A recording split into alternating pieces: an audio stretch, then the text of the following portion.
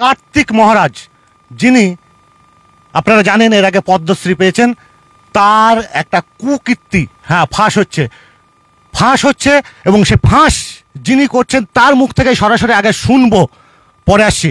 হ্যাঁ দিদি, কি হয়েছিল আপনার সঙ্গে এবং কার বিরুদ্ধে আপনার অভিযোগ? আমার অভিযোগ কার্তিক মহারাজের বিরুদ্ধে। কারণ উনি আমার সঙ্গে প্রতারণা করেছেন, আমাকে ধোঁকা দিয়েছেন। কিসের প্রতারণা? আমাকে ওখানে কাজ দেবেন বলে নিয়ে গেছিলেন চাণকের স্কুলে। হ্যাঁ, চাণকের স্কুলে একটা কাজ দেবেন বলে নিয়ে গেছিলেন। হ্যাঁ, এবং প্রাইমারিতে ওদেরকে বোঝানো হয়েছিল যে ও কিছুদিনের জন্য ব্যবস্থা হওয়ার জন্য এসেছে, ওখানে দিদিমণিদের তাই বলা হয়েছিল। কিন্তু আমি ওখানে যাই ওই সেই আশায়, কাজের আশায় যে আমাকে একটা কাজ দেয়া হবে। এটা কত সালে? এটা 13 সালে, 2013 সালে। দিয়ে উনি কি করেছিলেন আপনি সেটাই বলুন। দিয়ে আমাকে 5 তলার রুমে রেখেছিলেন। দিয়ে হঠাৎ রাত্রিবেলা একদিন আমার রুমে এসেছিলেন, দিয়ে আমাকে প্রস্তাব দিয়েছিলেন এবার আমার সাথে সম্পর্ক করো। এবার আমি তো বাড়ি ছেড়ে, সবাইকে ছেড়ে উনার আশ্রয়ে শরণাপন্ন হয়েছিলাম। সেই কারণে উনার সমস্ত কথা মানতে রাজি হয়েছিলাম। ওই সময় আমার কোনো উপায় ছিল না উনার কথা মানা ছাড়া। সেই যে আপনাদের সম্পর্ক কতবার হয়েছিল মনে আছে? সেই সম্পর্ক মোটামুটি 6-7 মাস অবধি হয়েছিল সম্পর্ক। মানে 6-7 মাস? হ্যাঁ 7 মাস পর্যন্ত। কেননা আমি তো 12 সালের ডিসেম্বরে ওখানে ঢুকি এবং 13 সালের জানুয়ারি থেকে আমাকে সেশন শুরু হয়। তখন ওই প্রাইমারি স্কুলের শিক্ষিকা হিসেবে ঢুকিয়েছিলেন। এবার আমাকে ওই 13 সালের জুন মাসে আমি যখন প্রেগনেন্ট হই, আমাকে অ্যাবর্শন করানো হয়েছিল। এবং আমাকে অ্যাবর্শন করানোর জন্য হাতে পায়ে ধরা হয়েছিল, আমাকে প্রাণ ভিক্ষা দাও। আমি ওনার প্রতি কি বলবো, দুর্বল হয়ে আমি ওনাকে প্রাণ ভিক্ষা দিলাম। আমি নিজের মাথার উপরে একজন বটগাছ হিসেবে আমি ওনাকে ভেবেছিলাম, কিন্তু উনি আমার মাথার উপরে না বটগাছ হয়ে থাকতে চাইলেন না। উনি তারপর থেকে অ্যাবর্শন যখন হলো তখন আমাকে ছুঁড়ে ফেলে দেওয়া হলো, মানে কৌশল করে ছুঁড়ে ফেলে দেওয়া হলো। আমি যখন ওনার শরণাপন্ন হয়েছিলাম এবং ভেবেছিলাম আমি আর বিয়েটা করব না, এইভাবে আমি আশ্রমে টিচারি করব আর উনি যা বলবেন ওনার শরণাপন্ন হয়ে থেকে যাব। ওনাকে আমি নিজের স্বামীর মতোই ভেবে নিয়েছিলাম। স্বামী ছাড়া আর কিছু ভাবিনি। স্বামী বা প্রভু যাই বলেন সবকিছুই ওনাকে আমি জীবনটাকে, মানে আমার জীবনটাকেই সঁপে দিয়েছিলাম ওনার চরণে। কিন্তু উনি ওনার চরণ থেকে আমাকে সরিয়ে দিলেন।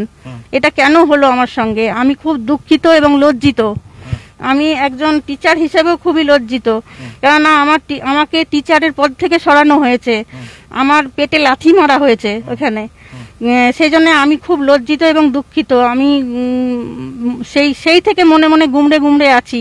এবং উনি আমাকে নানাভাবে প্রতিশ্রুতি দেয় যে তুমি 1 বছর ওখানে বসে থাকো, তারপরে তোমাকে কাজটা দেয়া হবে। তারপরে বলা হলো যে তুমি বিয়ে করো, হ্যাঁ বিয়ে করো, তাহলে পর তোমাকে আবার কাজটা ফিরিয়ে দেওয়া হবে। কিন্তু কিছুতেই আর আমাকে ওইখানে কাজে ঢোকানো হলো না, আর কোনো কাজে ঢোকানো হলো না। আবার আমাকে বলেছিল যে তুমি 1 বছর বসে থাকো, বাড়িতে তোমাকে বেতন পাঠিয়ে দেওয়া হবে। 3 মাস মতো স্কুলের বর্ড দিয়েছে, 3 মাস মতো আমাকে বেতন দিয়ে গেছিল, কিন্তু তারপর থেকে সেই বেতনটাও দেওয়া বন্ধ করে দিয়েছিল। আমি এই 10 বছর পরেও আবার ওনাকে আমি বলছি এখন তার কোনো আপনার মান সম্মানের সমস্যা নেই। সেই ঘটনা, তারা পুরনো টিচারগুলো আর নেই, সমস্ত টিচার চেঞ্জ হয়ে গেছে। আমাকে আবার নতুন করে নিয়ে নিন, ওখানে হোক কি অন্য জায়গায় হোক। আমার অর্থনৈতিক পরিস্থিতি এখন এরকম, সমস্ত সমস্যার কথাই ওনাকে জানানো হয়েছে, কিন্তু উনি আর আমাকে কোনোভাবে নিতে চান না। তাহলে আমি এক্ষেত্রে আর কি করব? ওনাকে তো আমি অনেক দিন সময় দিলাম, আর সময় দেওয়া সম্ভব নয় আমার পক্ষে, তাই আমি এই রাস্তায় আসতে বাধ্য হলাম। আচ্ছা, একটা মহিলা যার কাছে যার সঙ্গে সম্পর্ক হবে সেই তাকেই স্বামী, তাকে প্রভুই বলে মানে, আর কার্তিক মহারাজের ক্ষেত্রেও তাই হয়েছিল।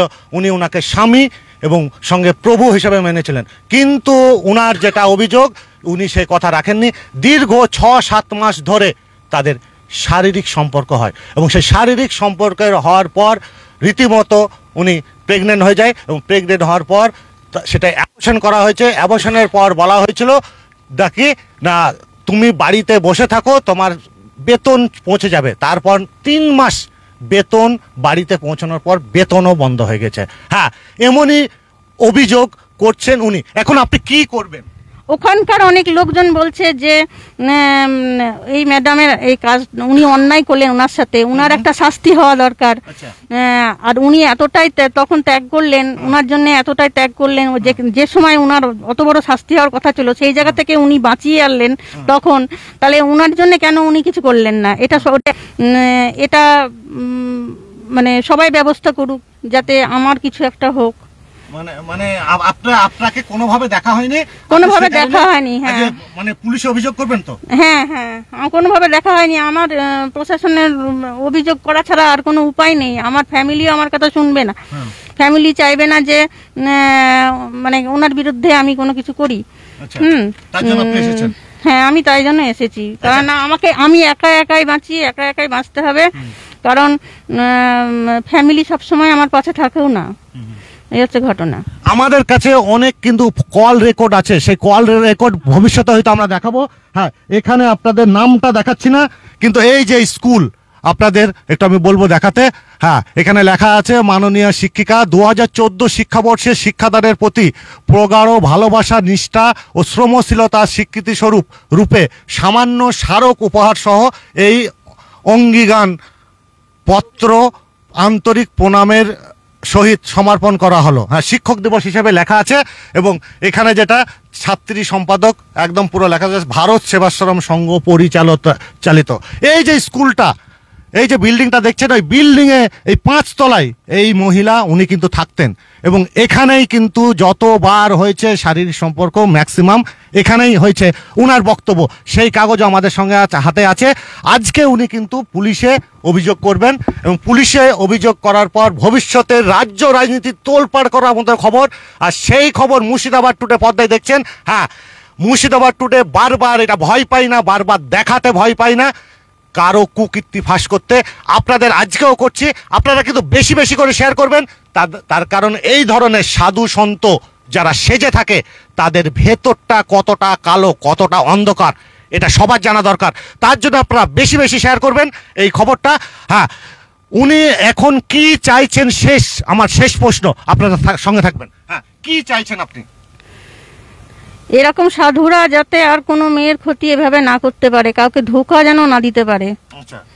কোনো মেয়ের অন্ধবিশ্বাস আর কারোর সঙ্গে যাতে এরকম না হয়, আমি সেটাই চাইবো, সেটাই আশা করবো। ভয় লাগছে না যে আজকে উনি একটা বড় ধরনের নেতা কি পদ্মশ্রী পেলেন, আপনার ভয় লাগছে না?